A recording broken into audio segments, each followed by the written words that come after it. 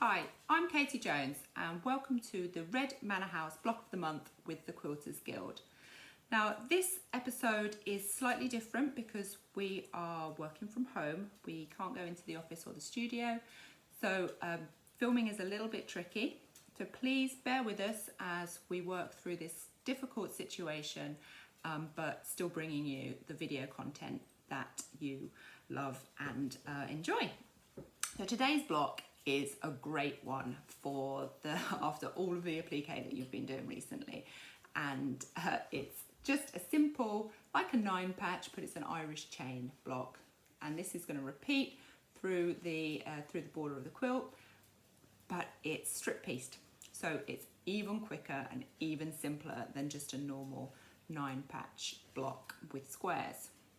This block is fantastic for just some mindless sewing, and you won't need to concentrate too much as long as you've got all of your strips stacked up in order, and you can just chain piece, strip piece those strips together and just get lost in sewing. Really nice, really easy. So you're going to cut your strips of fabric width of fabric, so they're going to be quite long. And what happens when you sew very long strips or seams together is that you can get a slight bowing, so your finished piece can end up looking a little bit like a banana. A way to combat that is to top and tail it. So if you start with 2 strips, so your 2 strips together from the top, and then when you add your next strip in your set, because we're going to sew sets of 3, you're going to turn that and then start from the bottom, so you kind of top and tail. A little bit like when you were kids and we went and stayed at grandma's and shared beds with all of our cousins. So that everyone topped and tailed like sardines. So it's exactly the same principle, and that way it combats that banana effect, because you're sewing in a straight line and naturally you will kind of veer to one side. We all do it. There's nothing wrong with that. If you do find that you're still getting that after top and tailing, then cut your strips in half so that they are fat quarter length, and that also will just help combat that slight bowing. It doesn't always happen, but if it does, that's a good way to stop it. Now, I like to prepare my fabrics with either a spray starch or some kind of fabric stabilizing spray. My favorite is one called Flatter, but they're all great. They are a really useful addition to your sewing cupboard if you don't already use them. Just give all of your fabrics a quick spray when you are pressing them before cutting, and that helps them stay nice and crisp, and everything's really easy to sew. And particularly when you're piecing things like strips, it does make it seem much crisper when you've finished, and it just makes it a little bit easier, and it's all about making things easier. So once you've sewn your strips together, you need to press your seams. Now you're going to end up with 2 different strip sets.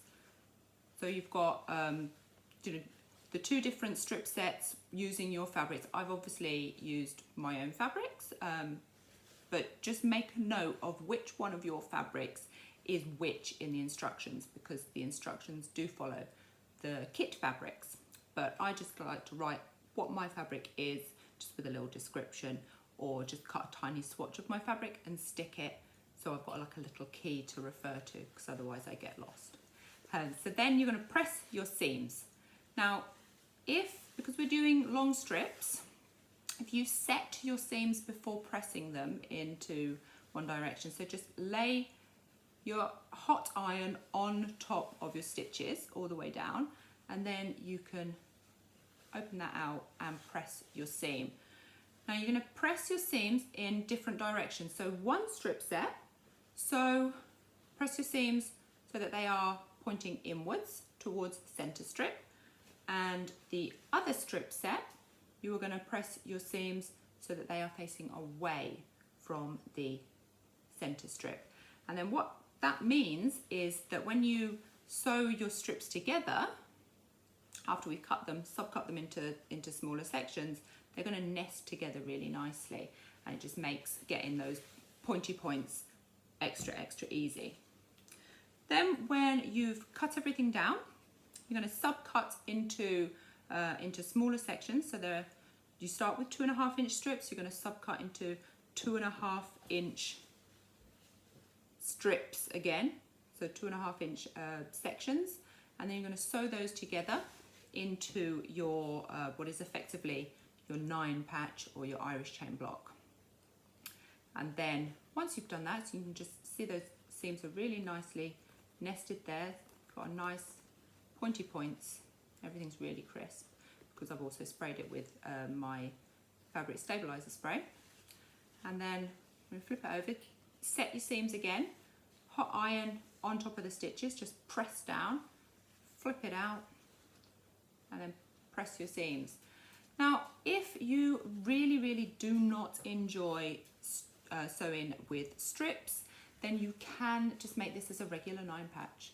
So you can take all of the strips that you've cut and subcut those into 2.5 inch squares and just sew your 9 patch together in the normal way if you prefer. It just takes a little bit longer, but it's absolutely fine. If you really don't get on with strip sewing, then that is a perfect solution. And I quite like sewing just regular 2.5 inch squares together as well. So it might mean that you can break it up a little bit.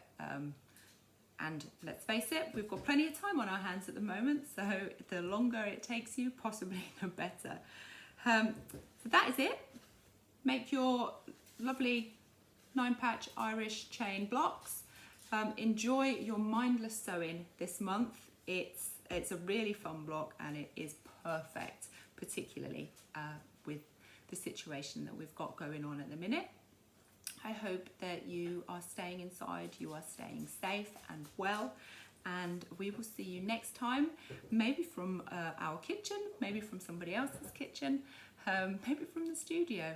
Let's hope that this situation doesn't last too long, and we will see you again next time for the Red Manor House Block of the Month.